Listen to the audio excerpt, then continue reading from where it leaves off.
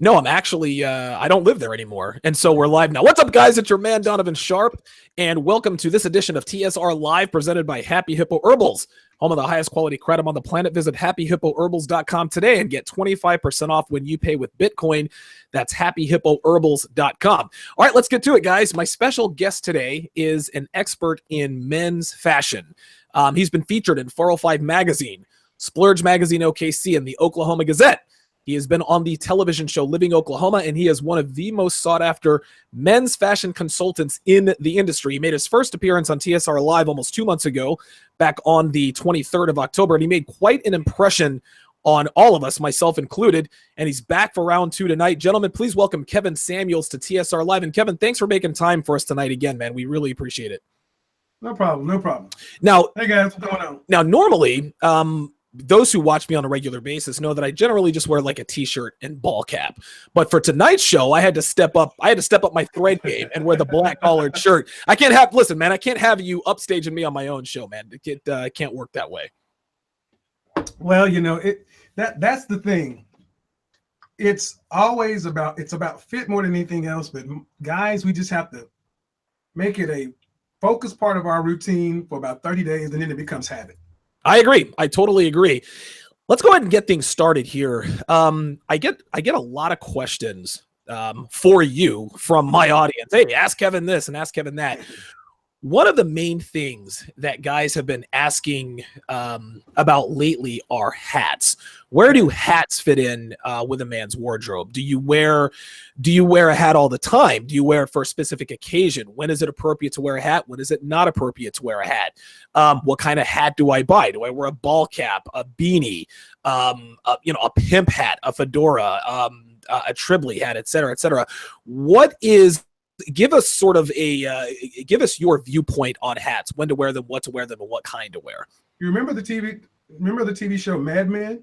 I do, yes, absolutely. Okay. Think about one of the staple pieces that every man in that show had, regardless as to socioeconomic status, whatever. What did they all tend to have on their head? It was a hat. Yeah. Right. So ask yourself the question: what changed? Through all of recorded history, especially the beginning of the century, last century, men wore hats as a part of their wardrobe, and all of a sudden it stopped. Two things happened. One, we got headrests in cars. Headrests and hats don't go well together. Number two, the 70s happened with afros, such and so forth. People didn't want to put a hat on their fro. So you have those things happening. Then all of a sudden, when we transition into the 80s with Jerry curls, back to the 90s with the high top fades, we've been wearing hairstyles that are not hat friendly. Now we're back to the more traditional hairstyles, shorter, more manageable male profiles. So where do hats go? They go the same place they did in the Mad Men era. Hats are part of your uniform. A man would not go out of the house without a hat. I made the same mistake a lot of the viewers made and said, I can't wear a hat because I don't have a hat head. And what that really was saying is my head doesn't look right in these fitted, these ball caps, such and so forth. So I went for years without wearing one until I sat back and said, you know what? There had to be another 6'4", 190-pound dude somewhere that wore a hat and it looked good. Right. What did he know that I didn't know? So I reached out to hat people in the industry, hat professionals, and I realized that just like anything else, hats, just like glasses, they have to fit. The right glasses on your face look great. The wrong glasses make you look horrible. There's a style of glasses or there's a style of hat for your body, meaning I'm taller. I need a wide brim fedora to give my statue dimension. Oh, okay. I cannot wear a hat that goes any more up. I look like a tall building. It's architecture. Right. So it's no different than if you're a round face or a fat face dude, you don't want to wear circular glasses. It's going to make your face look fuller. You want to wear glasses that have like Malcolm X's glasses. That's okay, there you go. Okay. So you have to take a couple things into consideration. Your body type.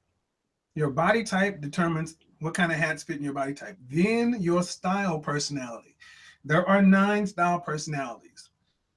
That they range from boss. My style personality is much more European, all the way down to athleisure or hip hop. Okay. each one of those style personalities have hats that fit best. Think about every time you see somebody wearing some joggers or a long line fitted tee or something that we would consider streetwear. Do you ever see those guys rocking a trilby or a fedora? No, of course not. No, they're wearing a snapback or a fade. Right. Because that fits in the style personality. So you find out your style personality, then you look at your body type, and then you find the hats that fit in that range. And then you go through that. Most men can wear a fedora. A fedora is just a medium cap hat with a 2-inch brim, or larger. The taller you are, the wider you want your brim. The broader you are, the wider you want your brim. Okay. Black men tend to like to go towards trilbies. That's a fedora style hat, but it's with a smaller brim. And just so we're clear, when you say fedora, I think of Dick Tracy, the 1991 film Dick Tracy. Was that a fedora that he wore with the trench coat? Yes, and fedoras come in. Fedoras like saying hamburger. Fedoras like saying pizza. It's just the style of hat. You can get it you can get it with whatever you want on it. But let me give you guys one to go for. A company called Bailey of Hollywood. Bailey of Hollywood. The hat style is called the Curtis. That if you ever see me wearing a black fedora or a mustard color fedora, that's that one. Most guys can pull off that style of hat. That kind of works with everybody else. Another one is Bailey of Hollywood, and it's the hat series called the Poet. The Poet is when you see me wearing this kind of gray brown kind of hat. Yeah, it kind of has this Indiana Jones feel to it. Yeah, I'm looking at it right now. I like that. Yeah, it's one of the coolest hats to wear. And you can throw it, and here's what a hat will do. A hat will change your entire wardrobe. It'll give your wardrobe life. Okay. Hats are just as important as shoes are. You can be wearing Levi's 501 jeans, a Fruit of the Loom white cotton t-shirt. If you're wearing some busted shoes, you look like a bum. Right. But if you put on some Magnani double monk strap shoes, you look spiffy. Right, look like a star. Well, guess what? You can throw on that Poet hat and look like a cool star. What? You didn't change your shirt. You didn't change your jeans. See, a lot of times, guys in general, black men in particular, we have this aversion to fit. We think because clothes fit, that means you're a faggot. Or you mean, we worry about the skinny jeans. Oh, I ain't wearing no skinny jeans and this. Look, if guys would just wear clothes that fit, meaning the average man, his average suit is one size too big. Your average shirt is, average suit is two sizes too big. Your average shirt is one size too big. Size down in your clothes to actually make them fit, and then understand the hats that work well with your body type. And that Bailey Curtis. Yeah, that is. I'm looking at that right now. That Curtis is sharp, man. Yeah, that's it. I mean, and then it's just the fact of putting it on. You just put it on and wear it. You can get, and I did this. I was my own guinea pig. For 30 days, I wore nothing but dark blue jeans, Fruit of the Loom white t-shirt, and I just switched different hats. Okay. Everywhere I went, oh man, you look great. That guy's cool. That guy's stylish. Just the hat. Good Lord, man. Kevin, you're already dropping serious knowledge in here, man. Just on hats. Let's go back to the fedora. Mm-hmm. Obviously, if you pick the right hat, the right hat for your body type, you're going to look good. It sounds like you'll look good in whatever you wear. What is the ideal outfit for the fedora? What is the ideal occasion for a fedora? What is the ideal outfit and occasion to wear the fedora or a Curtis or the Poet hat? Clothes. Again, remember? Okay. I said it earlier today. I started off with Mad Men. Right. Men were not considered dressed without a hat. You would not leave your house without a hat. That's why the hats used to sit by the door. Okay. Every day you need to have a hat with you at all times. I tell guys to keep a hat in their car because some days, especially if you got hair, some days your hair just may not be doing what you wanted to do. Throw a hat on. Even if you're bald, the weather can change. Sure, right. It's not so much as the optimum outfits. It's hats change for the, when you are like in a suit. That Bailey Curtis is a wool hat. When you go to a suit, you may want to go to a fur felt hat. Okay. And Stetson makes great hats in this price range. So you can get these different hats in different materials then. Well, yeah, think about when you go, you can't rock a wool cap in Jamaica. You'll pass out. So you get the same kind of fedora style hat, but it's called a Panama hat. And it's made of straw.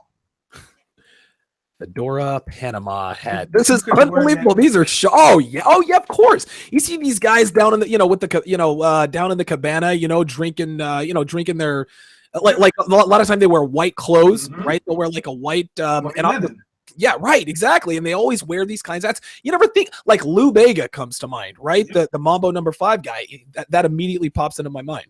And that's where a lot of men don't wear linen because we don't have the right. So you can throw on a linen outfit and a Panama cap and look great in 100-degree weather.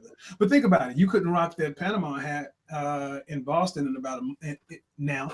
Right. Right. You could. It's just not a good idea, right? So what it really comes down to is this, that men have to really just understand that fashion is a tool to get you what you want.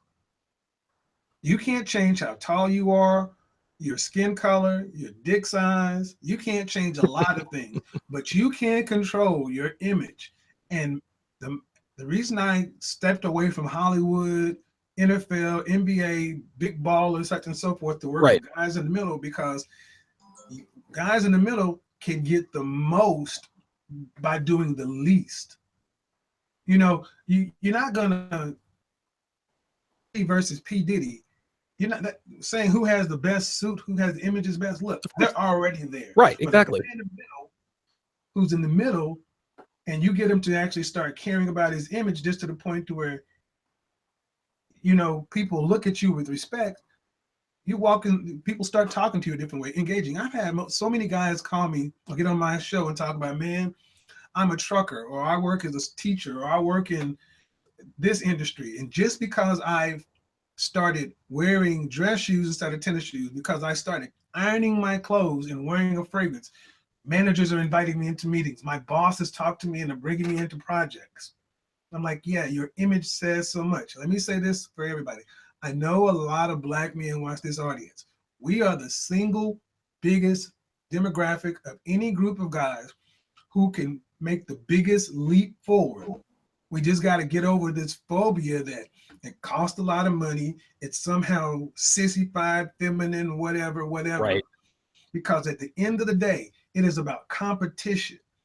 You would not go play football and let the other squads be fully padded and your ass walk out there in a leather helmet. Good analogy. Talking about I can get it done. Right. Yeah, you can get it done for a play or two, but you're gonna get knocked out consistently. That a lot of people, and shout out to Eric P with the $2.50 super chat. He says, tip jar, no Wentz, no problem. Good win in New York. Got a question here from Jeffrey A. He says, what about a Gandalf hat? The hat that Pharrell Williams wears. It almost looks like an Arby's hat. What do you think about that? You start getting into when you start getting into higher profile domes, it kind of starts to look cartoonish. Right. A hat should complement the wardrobe. It should not be a statement piece. I agree. Listen, I know I watch sports a lot, and Cam Newton comes to mind. He is always Russell Westbrook. Those guys are always on what seems to be the cutting edge of fashion. So what you're saying is that while the Gandalf hat may look good on Pharrell Williams because he's Pharrell Williams, it's not going to look good on Donovan Sharp because I'm not PW. Well, you look at Pharrell. Pharrell also he did a lot of things with Comme des Garçons. He's part of that skateboard culture. So that goes into athleisure. You could see Pharrell Williams wearing some Yeezys, such and so forth, joggers. Okay, but that doesn't work. So that's his style personality, and it fits his career path. But it won't look good for everyone, and that's the point. Just like Andre 3000, he could have gotten away with stuff like that. Of course, yes. You have to ask yourself, if you went back and looked at a movie in the 20s, 30s, 40s, 50s, 60s, 70s, 80s, 90s, 2000s. And if I said, think of a classically dressed man, you would always think of a suit. Humphrey Bogart, right? And what did he wear? A suit with a Yep. white shirt, and tended to be a, the tie was always, a dark tie. These are it's a uniform. It's a uniform, and styles, trends, all these things come and go. But let me say something. Guys wanting to dress on trend is the first thing before tacky. I like that. Trend is the first thing before tacky. Well, yeah, because think about it. By the time a trend takes hold, you got about 12 to 18 months before it becomes tacky. Think all the long line t-shirts. Right. When you used to see Kanye West reverse layer. Well, now long line t-shirts, you're kind of getting that like, Yeah, you're seeing a TJ Maxx now. Yeah, you're like, and just like when you see guys rocking a mohawk hard, you're like, or a faux hawk, you're like, dude, that's so 2014. Right. Don't worry. That's why I got a lot of guys worry about spending money, because you chase trends. Chasing trends is like tricking for hoes. Okay. You're going to always be out of money. But if you go for a good quality woman and get her on your program, you're going to save money or make more money. If you go with classic style, classic fashion, you can build your wardrobe the correct way to where it's there, then you can keep on moving. By just guys wearing the shoe brand Magnani. I get guys every day talk about Magnani shoes have changed my life. Huh. I can get so much out of those shoes and keep it moving. This shoe right here is 10 years old. Wow. You take good care of your the shoehorn or the When I take care of the shoe, right. I just wear the shoe. I buy a good shoe, and then I just do the maintenance on it. Buy good stuff on your investment items and then take care of it. Yeah, you have to protect your investment. Something you said a little bit earlier struck a chord with me. You said black men are one of the most important demographics. I would also submit to you that black men in America, in terms of style and fashion, we are the trendsetters. Remember what I just said? Trend is the first step before tacky. Right. That's exactly right. We set the trends, but we're always chasing trends. So you don't. So you'll see the Jordan such and so forth came out. This will come out. That'll come out, and it's always spending money. But when I say think of, if I ask everybody in the audience, think about a leader, an executive, or this or that, whatever you think is success. What does a successful man wear? You're gonna come to an ideal image, right? A suit, no matter what. Right. But, and then there's variations of it. That white linen Panama thing, that's not typically worn by a dude. If you're in the Caribbean, you had to have some money to get there. See, we have our sense of, black men innately have a sense of style, but we have to use that, because when I'm working with, as an actual image master, when we go to our conferences, such and so forth, when people ask these questions and have to just pick pictures, such and so forth, you'd probably be really disgusted when they say, what do you think the average black man would wear? Or okay. What black men's fashion? It's always big, baggy, colorful, patterned, clownish.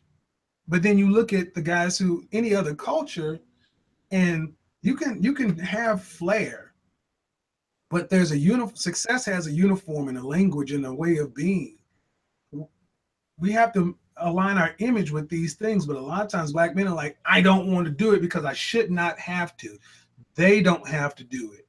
And we got to get over that. Right. What should be and what is are two very different things. Right. I completely agree with that. So that's why I've turned back this way, to try to help guys who were open to hearing it. Because some guys, it doesn't matter. Facts, we live in a world to where facts don't matter anymore as much as how you feel about the fact. Right. So I start all conversations that we got to say 2 + 2 is 4. If you can tell me, well, it depends, I don't even talk to your ass no more. That's a good policy to have. Gentlemen, you listening to TSR Live with special guest, one of the most sought after men's wardrobe consultants, Kevin Samuels. Be sure to visit his website, bykevinsamuels.com. That is BY Kevin Samuels, just like it's spelled.com. You can find him on Twitter at Kevin R. Samuels, the number 1. He can also be found on Facebook by doing a search for by Kevin Samuels. He's also on Pinterest, Instagram, LinkedIn, and Snapchat. And like I said before, I'm sure he's probably on social media websites that haven't been invented yet. He offers a variety of services from an image consultation to a full makeover, and he can do this in person or via Skype or by phone. Go to his website, bykevinsamuels.com, and click on Male Makeovers for your free 30-minute phone consultation. And Kevin, let me talk to you about an accessory that probably doesn't get as much play as it should, or at least let me ask you this. And these are socks. I remember back, and I don't know if you follow sports as closely as I do, but I remember Robert Griffin III. He was the 2012 Heisman Trophy at Baylor University, and the big deal leading up to the Heisman, with all of the fanfare and all the suits that the Heisman candidates were wearing, RG3 stole the show because he always had these crazy looking socks. He had on a pair of socks with a Superman cape. He had on a pair of crazy socks. How important are socks to a man's overall wardrobe? And are they important because you don't see them as much, or how do you like what are your thoughts on that? Socks are very important because think about if you were a manager of a high-end hotel. Okay. Or a high-end restaurant or something like that. You have a uniform to wear. Or if you were in the ivory tower at Exxon, wherever. Exxon has a uniform. It is a dark blue suit. Okay.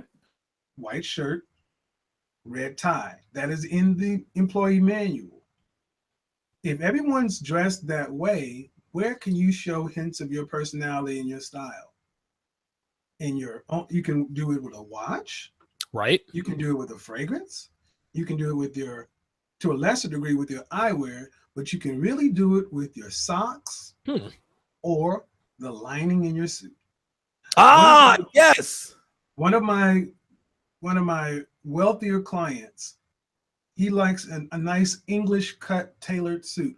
But what I would do is I would always get his socks to match the lining. So he would have these crazy, incredible socks and they match the suit, the lining of the suit. So when he's sitting back talking business, you would know. But when he crosses his leg, you see a great sock. And then if he opens his jacket, it's like, wow, it's those little touches that people automatically recognize as class, status. Right. We say, man, that's a thought. That's unique. That's this, that's that. We think highly of those people. Yeah, think about the time and attention to detail to have the inside of your suit, like the inside lining of your suit, to match your socks. What that says about you as a person. It says to the world, hey, I give a shit about the way I look. And to me, I think that when you show the world that you care about your personal appearance, I think that makes quite an impression on everyone, from work, women, jobs, social situations, etc. So if I had to say today, I did this last week. I said, guys, you have to be able to do the 12-step program just like an alcoholic or a drug addict. Look yourself in the mirror today and say, what does my image right now say about me? Right. If it says my pants are too big, my shirt is unwrinkled, my shirt is wrinkled, if I'm wearing my stomach, if I got a bigger stomach and my belt is down here, and if it's any of the things we talked about, you're saying to the world, you don't care about you don't respect you, so you can't ask them to respect you.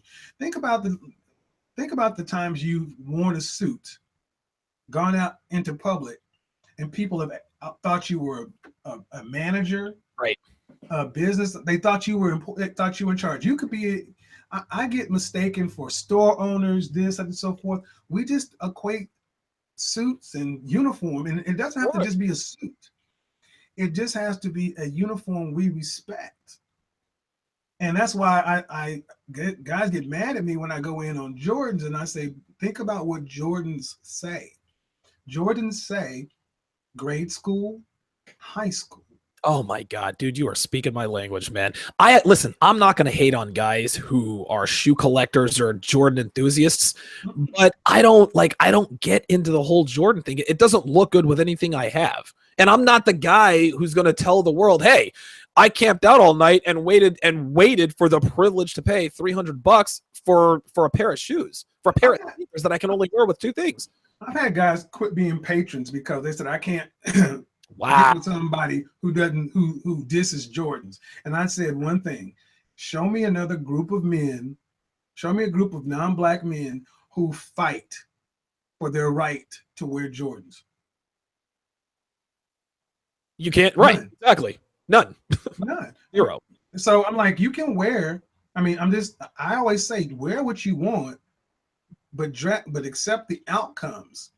If you are seriously just want to hold on to wearing shoes that look like a grade schooler or a high schooler, don't be upset when people don't treat you like the man you want to be treated like. There we go. Here's the thing: a lot of guys, women buy 73% of all men's clothing. Most guys have been dressed by their mothers, their girlfriends, their sisters, such and so forth. Women dress men to look cute. Who's cute? Boys are cute. Men dress for status. Men dress to communicate, such and so forth. So if you're letting your girlfriend, mother, such and so forth buy clothing, number one, this is a red pill channel. We know women think about themselves first. That's right. That's exactly right. So she will look great, fly, whatever. She's going to go get your ass something out of the bargain bin or to spend more money on her. And even if she does spend the money, she's not going to put as much time and effort into you because she says, he doesn't really care. This will look nice on him and we'll look nice together. Right. Right. He'll be all right. And he'll make me look good wearing this. Versus if you say, and here's the other side, hypergamy, also the competition, women they want you to look good, too good, because you're going to go in and take away their what? You better believe it. You better believe it. So if you go in dressed, so imagine if not you and your girl, but imagine homeboy and homegirl. If he says, I'm going to dress myself, and he goes in and gets more compliments, she's going to be pissed. And then another thing, women will be, your woman doesn't want other women looking at you. That's right. So think about it. Just like it's hard for a lot of guys we can hold our fathers accountable, but it's hard for a lot of men to hold their mothers accountable. Think about the freedom you have when you can finally start saying, the women in my family who I thought knew all about this fashion and style, they've really been giving me stuff that's held me back.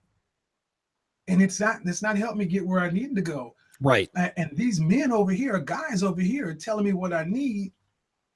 But do you think of manhood and image enough to listen to those guys? But if they're getting the outcomes, that's the point. At the end of the day, it's about outcomes. What are the results?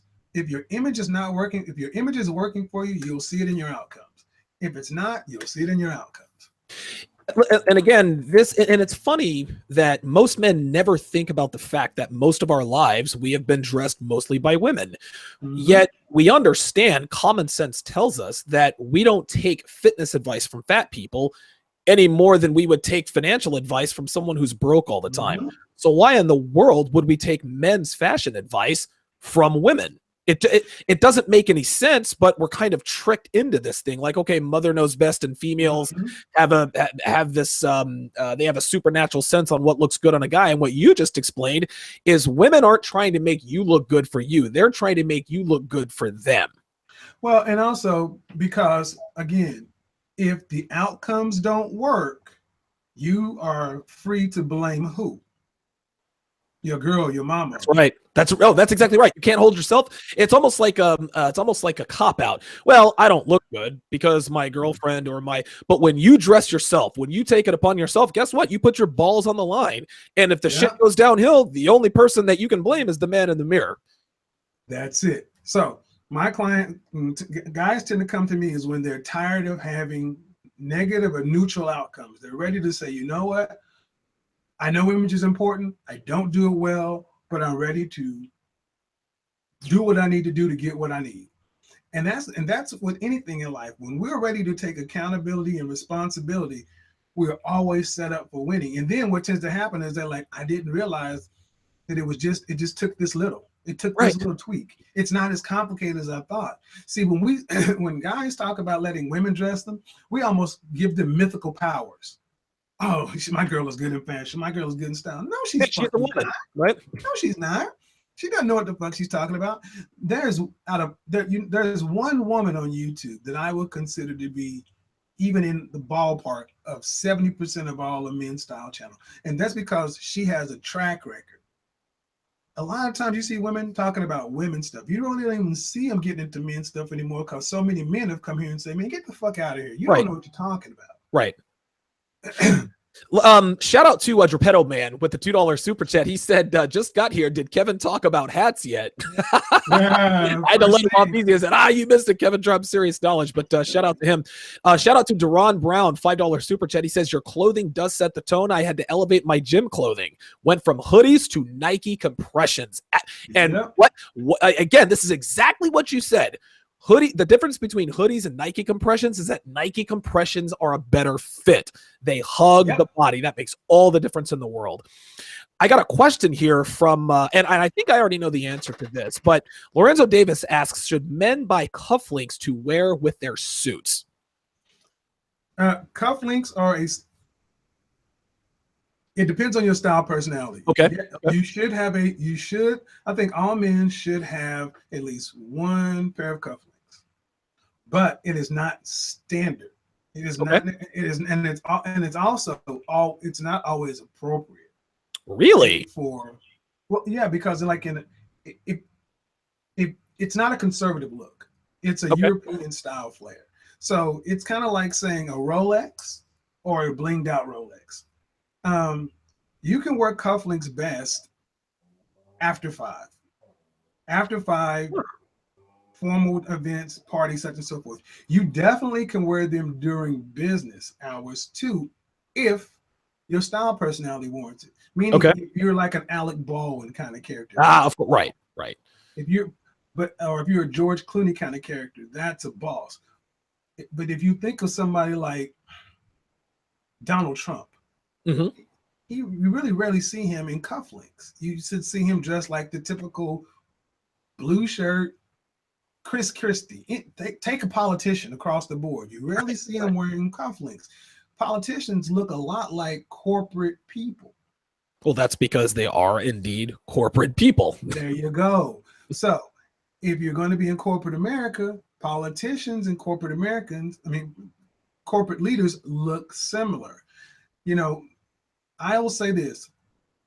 It's almost like if your style personality allows you to wear suspenders, braces, it also allows you to wear cufflinks. Your style personality allows you to wear colorful pocket squares, also allows you to wear cufflinks. Okay. And notice the two things you talked about, suspenders, cufflinks, and a colorful pocket squares. Notice that those are accessories that can add flair, but you still manage to stay with that classic, timeless, evergreen look. So you can still show personality and flair without wearing a Cam Newton or a Pharrell Williams hat. You can still look good and still stand out from the crowd. Right, and you don't want to overdo it. It's all about if you wear cufflinks, you don't want to wear cufflinks, pocket square, suspenders, lapel pin, tie clip. It gets to be too much at a time. Sure. But go back to Deron talking about how he went from hoodies to Nike compression. Yeah. And also he went from hoodie to Nike compression. It fits better. It also gives a better result in the workout. Yeah, that's right. Nothing for the workout. Compressions actually are gym wear. Right. That's why I say wear what it's meant for. And I gave you another one. If he decided to wear Nautica Voyage as a fragrance to the gym, it's $15. It's a great workout fragrance. Okay.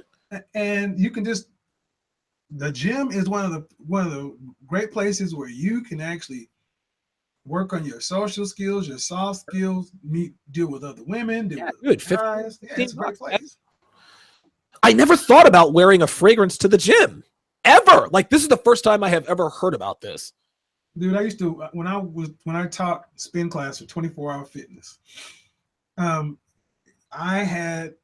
You would see women out in the parking lot putting on their makeup and stuff going in. Of course, yeah. But a fragrance should be worn everywhere. But they're fragrances that are appropriate for everything. Okay. a lot of times guys don't.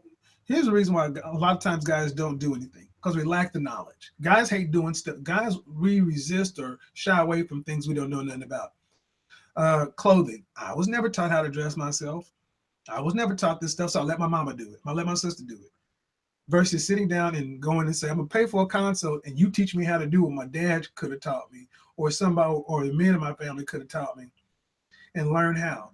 Learning that when you're at a gym, you're on the Stairmaster, you running such and so forth, you got stuff that can mix well with your body chemistry to make you freaking irresistible to women, because you're sweating, your body's pumping, the testosterone's right coursing. Man, that's one of the best places. Mm-hmm. That's excellent advice. I actually just put a link up here for Nautica Voyage. I've already got people asking me about that. With go to my Amazon page and buy it. Okay, there we go. And remind me, I got to link that on this episode. This actually brings me to another question I was going to ask a little bit later in the show, but since we've already broached the subject, scents. You said that you should wear a scent everywhere. And you've already answered the question. I was going to say, does it matter what scent you wear depending? So what scents should you wear? And, obviously scents like Nautica Voyage should be worn at the gym. What about to work?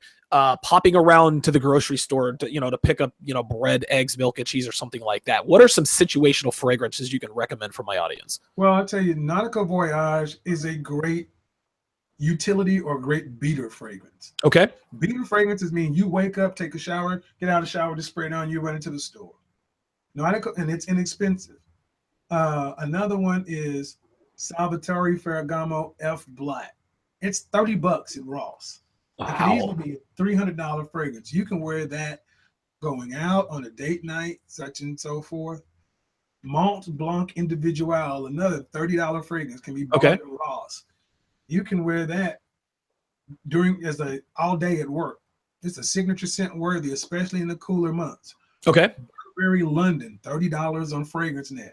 You can wear that all during the cooler months, like now. I mean, like in when we get straight up to winter. Yeah. 1821 Sweet Tobacco Spirits. Yeah. Every guy can smell like that. Yes. Even guys who used to go getting their dad's Old Spice or Canoe, then went to Axe Body Spray and then stopped wearing stuff. Every guy can smell like that. That's right. At the end of the day, you always want to err on the side of clean, fresh, clean and fresh. Not too stuff. Well, clean and fresh, any guy can get away with that. Like the barbershop smells. Women just want a guy. Women and men associate character by your smell, and always wearing a fragrance gives you an edge. It just gives you the extra oomph you need. Because think about it, if everyone's wearing a suit and everyone's wearing great shoes, right, everyone has cufflinks, but if you close your eyes, what can you tell? You can tell how they smell, brother. That's it. Now people keep talking about shoes. I'm gonna say this, and I don't mean to hurt anyone's feelings. By all means, do it. Guys, understand this. It is impossible to make a good pair of men's dress shoes for under $150 retail. Because the materials required, the kind of leather that lasts, such and so forth. So here's some brands that I see a lot of guys talking about. Johnson Murphy, mid-range shoe. Cole Haan, mid-range shoe. Kenneth Cole, mid-range shoe. Right. Steve Madden, Aldo. Stacey Adams. Right. All these shoes, they're just not good shoes. The thing is, you have to invest in your shoes, because that's what differentiates your outfit. Just like you can't drive a nice car, and then have cheap tires on it. Your shoes either make or break an outfit. So a lot of times, because we don't wear dress shoes as often, or because we're not accustomed to it, it's easier for us to conceptualize spending $200-300 on some Jordans. That $200-300 should have been spent on the 5 dress shoes you need. The 5 shoes. Wow. Because just because you say, well, I'm not in a suit that often, but I am in jeans that often. You don't wear good dress shoes because you don't have them. So understand this. This is the first thing I teach all my clients. It all starts at the foundation. Without the shoes, the entire outfit falls apart. Okay. It's possible to make a good pair of dress shoes just because of the materials and the workmanship and the thing that goes into it. You'll buy a lot of those shoes that people are talking about that come from genuine leather. That means the worst part of the leather. That means like the hamburger of the cow. Okay, all right. What it comes. That's why it's called genuine leather. Sure, That's why sure. it's because and it's hard. It doesn't hold. It breaks. It creases. Then the soles are made from that stuff too. The heels are stacked heels. So often they have paper, cardboard, something inside the heel, and then Wow. the stitching around the shoe where you actually look and think that's hand stitched. No. That's compressed. That they just glued that together. Ay, ay, ay. They're lying to the customers. They're making it look like you're buying something that's really well done, and it's really a piece of crap. If you actually take a shoe like Magnani does all those things that I just said, but they use the best parts of the cow and the best leathers, and it may cost you $450 for a pair of shoes. Sure. But then you go get those same shoes on sale. I'm looking at them 40 to 70% off my Magnani shoes at Nordstrom Rack, just like you said, man. That's it. So, guys, if you take away a few things, one, stop letting your girlfriend, stop letting the women in your life dress you. Right. Two, I'm a broke brother. No, Blaster. That's bullshit. I'm gonna come back to you. Two, we got to stop thinking of price. We got to think of value. But I'm gonna have to address this. Come on, Kevin. I'm a broke brother. I have a budget. That's bullshit. That is bullshit. It is bullshit. We gotta stop giving ourselves outs. Okay, let's say you are a broke brother. Let's just go there. You a broke brother. You on a budget. Then you got to accept all the outcomes that your image puts out there. No one to blame except you. You 100% have to accept it. So if you broke and your image says broke, you got to expect broke outcomes. That makes all the sense in the world, man. No disrespect, but that makes sense. But thing is, we got to figure out how to do it. So if I'm telling you what's important, you can't say 2 + 2 is 4, but I feel different about it. No, 2 + 2 is 4. So you got to accept the rules for what they are, then find out ways to do it. I just gave you the rule, and I gave you a way to get it done. Now it's up to you to figure out how you go and do it. Stop going to Starbucks. Stop drinking soda. Stop going out to eat. Stop tricking on bitches. Stop eating pizza. Save the money, because when it comes right down to it, when you are out in public or with somebody else, people are judging you based upon your image. You won't get the opportunities. You won't get the chance. You won't get the chance to not be broke if you don't ante up and get in the game. Listen, guys, they got to get this point. Exactly what you just said. Quit drinking soda, quit going to Starbucks, quit tricking on bitches. Here's the thing. If you dress well enough, all of those things will come anyway, right? All of these things will come to you at little to no cost because people want to be around you. They want to be in your presence. So you save your money, you invest in a good wardrobe, dude, you'll be up to your eyeballs on Starbucks bitches all day long anyway. That's the part that guys who are already winning don't let the other guys know. Right. It's investing. It's saying, well, I can't afford to invest because I'm broke. But if someone came and taxed your ass 20% and said, I'm gonna tax you, right? Guess what? And they took it off the top. You'd find a way to get that done with that 80%. But then 10 years later, they came back and said, you know that 20% I taxed you, it made you a millionaire. You'd be like, well, damn, it was worth it. You have it in your budget because I say you have it in your budget, Blaster, because I'm gonna use Blaster because you wrote it and you type it in all caps. You're on a phone right now that costs an Android or an iPhone. That's money. You're on an internet service right now. You're not getting this for free. That costs money. You have choices. You have choices, and you have to make the right choices. And the guys in the middle, I said it at the beginning of this program, had the most to gain from choosing to have the correct image for the outcomes they want. But you got to make the choice. You got to make the choice, and most guys don't. That's why they stay at the middle or down here. That's why the winners keep winning, right? And the guys in the middle stay right here because they don't want you to do nothing different. No, they are in no hurry to tell. They are in no hurry to tell the middle what they're doing to get out of the middle. Especially when you're going to argue for the fact of saying I'm in the middle. That'd be like saying, you know what, Donovan, how much did you weigh at your largest? Oh God, 312. That would have been like Donovan saying, somebody saying, man, working out will get you better shape, such and so forth, blah, blah, blah. And you said, no, man, shit, I'm a fat dude. I can't do that, man. My back, my neck, such and so forth. it would have been valid. But then you look fast forward to today, you find a way to get it done. That's right. It came from a choice.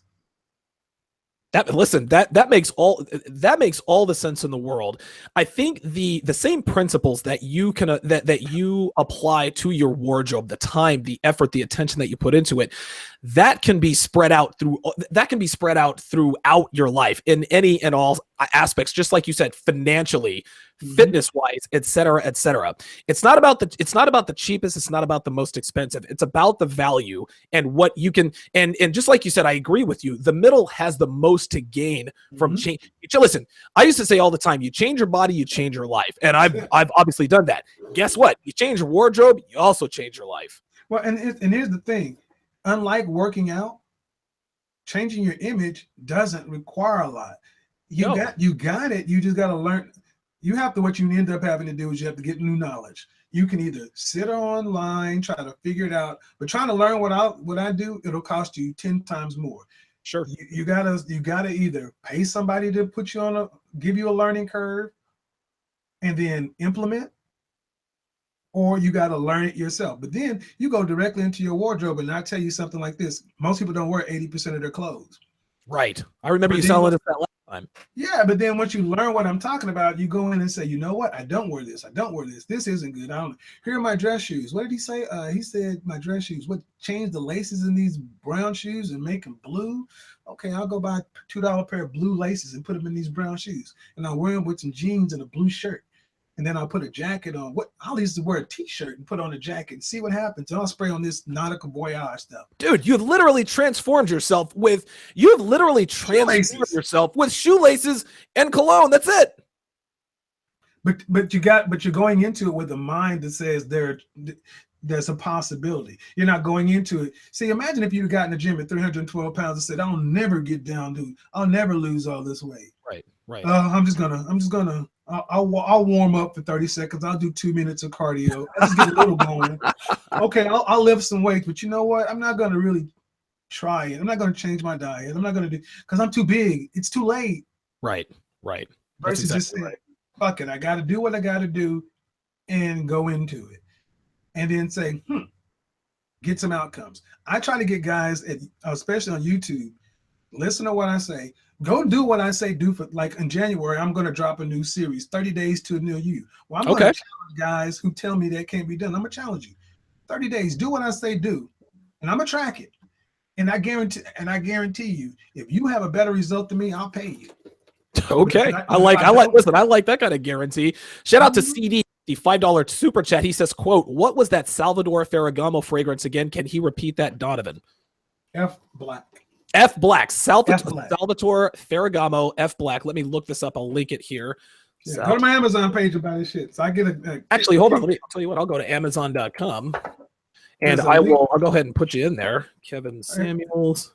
Yeah, I have an influencer page. It's called By Kevin Samuels. Oh, By Kevin Samuels. Give me 1 second because I want to link it in here so that everybody knows.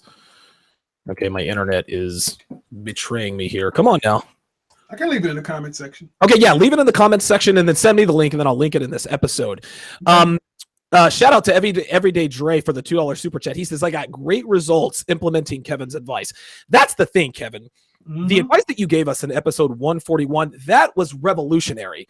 But what the most profound thing about your advice is, just like you said, it wasn't a lot of advice. You didn't tell us to go through some metamorphosis and completely transform everything. No, you said a tweak here, a tweak there. You make a few better choices here and a few better choices there, and you are a different person. That's it. Somebody said that I understand. They say calling genuine leather not good leather. It's like calling. It's like calling a ribeye. It's like calling a hamburger ribeye. Okay, so there is something to that. I think that's what he wants to know is when they say this is genuine leather, this is the bottom of the barrel kind of leather. But it's marketing. It makes it sound good. That'd be like I'm saying, you know what? This is genuine water. Wouldn't you be like, what the fuck? Why would you have to tell me it's genuine? Right? Exactly. Exactly. First, if I said this is fine Corinthian calfskin leather from Sicily, handmade by the Escadano family, blah, blah, blah, blah, blah. You're like, oh, okay. Hey, this is genuine leather from Italy. I never thought of it like that. Like, you see genuine leather all over everything.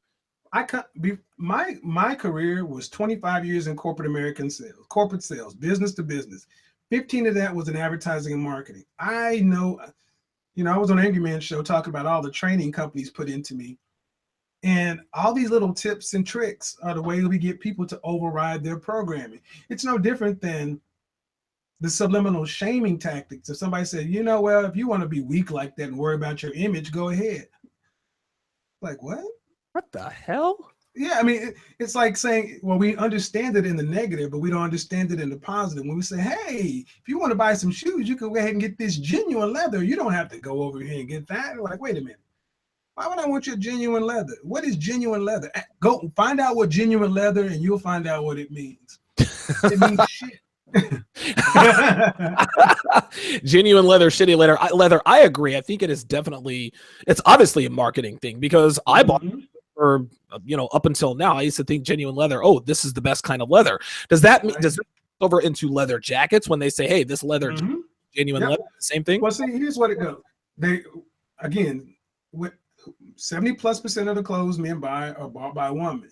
Right. So when a man decides to start buying stuff, if he does not go and get informed, he's an uninformed consumer. And what's the first thing he's going to look for? Security and comfort.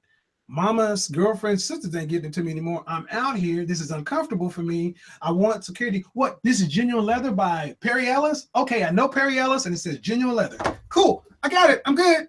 You're like, wait a minute. So you bought into a brand and a tagline versus saying, you know what? I'm going to go actually learn about this. I'm going to hire somebody to speak with me for 30 minutes or an hour and tell me that, you know what? This stuff Perry Ellis is selling you, or this stuff that Tom Ford or Armani, this suit that Armani's selling you to 10,000. Tom Ford is different. Let's erase Tom Ford. Okay. This suit Armani's selling you right here, that's $15,000. I can go to the same, you can get this same material, the same factory from this company called Talia. Talia is making the same suit for yes, and themselves. This one's 15,000. This is 700. Big difference, man. The only difference is when they stamp it in the middle, it gets an Armani tag. This one gets a Talia. And that's what raises the price 500%. That's it. That's it. I mean, think about it. Why can you go to Dillard's, Macy's, any of these places, and then at the end of the year, think about what's going to happen after Christmas. 80% off all this stuff. Well, how can it be 80% off and they still sell it and keep the doors open if the shit wasn't already raised the price 2,000-3,000%? Man, oh man.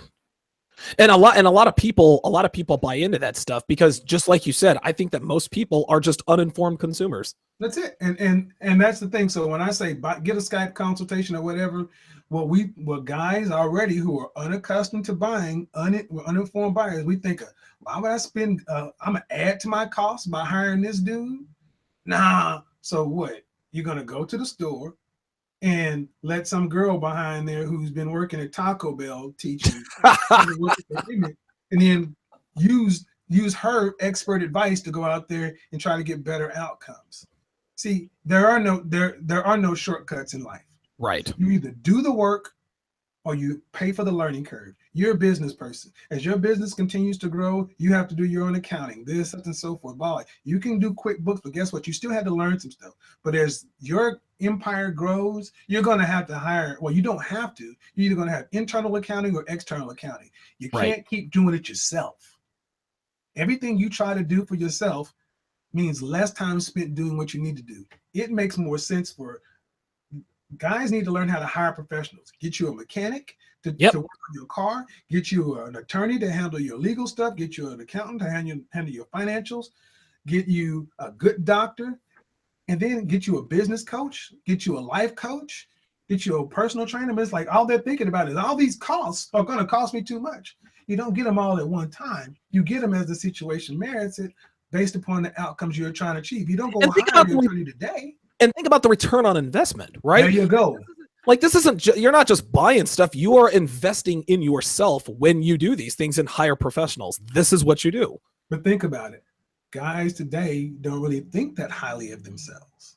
That's Sure. why they accept it. It will, you know, if just think of the average guy who doesn't think image is important was driving a Mercedes that he bought and paid for himself through his blood, sweat, and tears. And you had some dude come up to his house, who's a shade tree mechanic, says, I can work on your car and fix it for you. He's gonna be like, wait a minute, I'm not gonna let you work on my Mercedes, because he values it. But most guys will approach their image that way because they don't value themselves like they value their car. Wow. I'll just dress this kind of way. I'll just do whatever. And here's the one reason it all works. The reason it all works is because most guys are image simps.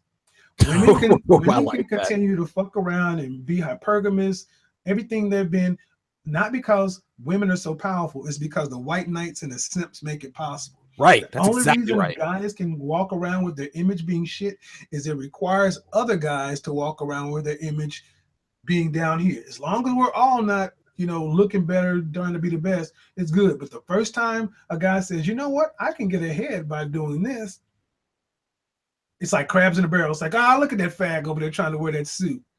It's not because you're not doing a good thing. It's because, man, that means I got to do something different. If I can keep Donovan down here with me, if I can keep Donovan wearing 312 pounds, I ain't got to go to the gym. Right. There you go. And listen, that is exactly the purpose. Like, listen, let's not mistake it. This happens on a subconscious level, but every once in a while it creeps to the front of their mind. I can't let person XYZ get too far ahead of me, because otherwise now I have to do the same thing.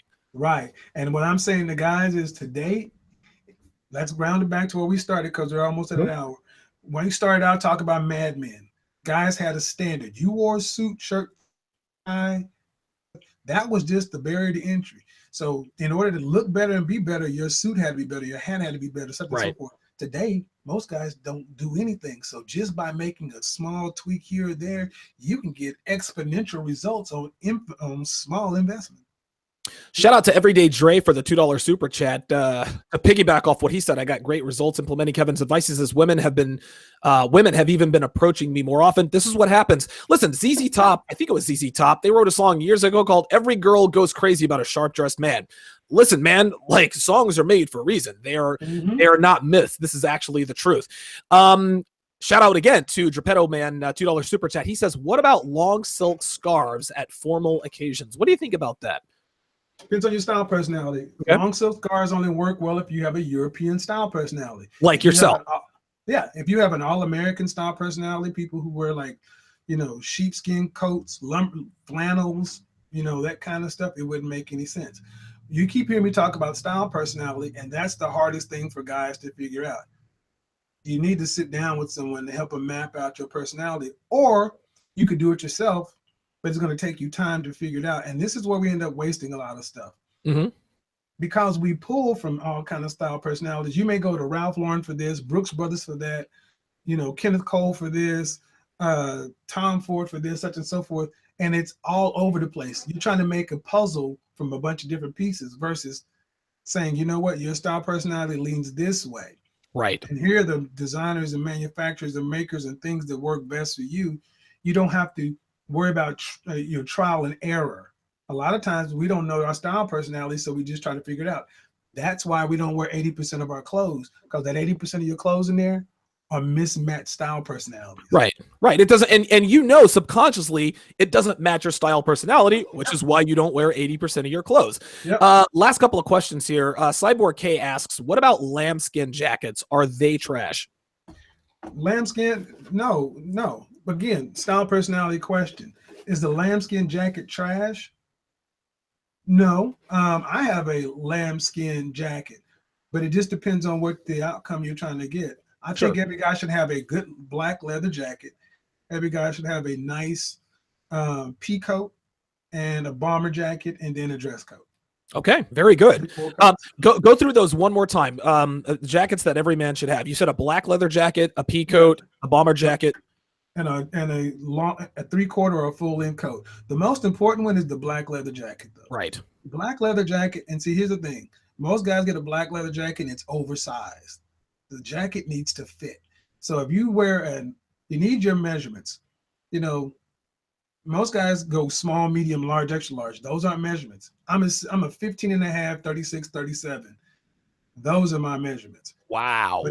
But if you go and I'm a 40 long suit, so most guys would say, oh, he's tall. He's probably a large or an extra large. No, I'm a medium. Again, uninformed consumers, right? Right. So when you go in to buy your leather jacket, you go in to get a large or an extra large leather jacket, and you look and you're like, okay, cool. You're thinking, well, I'll probably be wearing a sweater over this or this, so it needs to be a little bit bulkier because that's how your mama dressed you. You know, you got to grow into your clothes. And then you go get that leather jacket, you put it on, it's baggy, it doesn't look good, you're not getting a good outcome. Then, you know, so you go out of the house and it just sits in your closet. And the last time you wore a lot of your leathers or such and so forth, probably don't wear them because they don't look good. Versus if you took all that wasted money and invested in a nice lambskin jacket that fits your body and your style personality, you'd sleep in that shit. All right, last question here from Lorenzo Davis. He asks, are double-breasted suits played out? No. Okay. Double-breasted suits, again, style personality. Okay. Double-breasted suits look better on thinner guys. You need to have structure. Okay. Because a double-breasted suit on a broader guy makes you look like a billboard. Right. But it also has to fit your style personality. Sorry. A double-breasted suit on a guy who's European style, great. Boss, not so much. Okay. All-American, not so much. Good guy, you can pull it off. Americana, not so much. Style, double-breasted suits lean very European. Okay. That's why you to just think about who you associate with double-breasted suits. You associate a lot with mob movies. Yes. Italian guys. Right. European style personality. Okay, so a guy my size, I mean, I'm in great shape now. I'm 6'1", 226. A double-breasted, I have very broad shoulders. A double-breasted suit would not look good on a guy like me. No, it would look good on a guy like you. Oh, it would? Well, because your shoulders have to be broad, because the double-breasted suit has to go into a V. Right, okay. All right. So your shoulders and your chest have to be bigger than your waist. So what kind of suit is good for guys who are a little more rotund, guys who are a little thicker? Think like maybe a DJ Khaled. Three-piece. Okay, very good. Oh, right, of course, with the vest and everything. Those are sharp, man. Think of President William H. Taft. Yes, heaviest president. Yeah, and all you remember that big handlebar mustache, and then he was always immaculately tailored, one of our best dressed presidents, and he rocked three-piece suits because it makes your proportions look better. Simple as that. And that's why if you're a wider guy, you need three-piece suits. If you're a taller guy, you can wear, with broader shoulders, you can pull out double-breasted suits, but classic cut suit with a two-button is always going to work. Kevin, man, you dropped serious, man. I didn't even get to half of the stuff that I wanted to get to, but listen, we're going to save it for next time. Bruh, thank you very much again, you dropped serious knowledge in here. I swear to God, I'll never forget, within the first 10 minutes of our first show, I was blown away. I said, wait a minute, what? Like, I couldn't believe how much knowledge you had, and I couldn't believe how simple it was to implement those changes. Thanks for coming on again with us tonight. And making time for us, guys. Again, hey, Don, I gotta run. I gotta get somewhere before 7. Yeah, absolutely. Thanks for coming on, Kevin. I'm gonna link everything in the site. See you guys. Peace out. Take care, guys.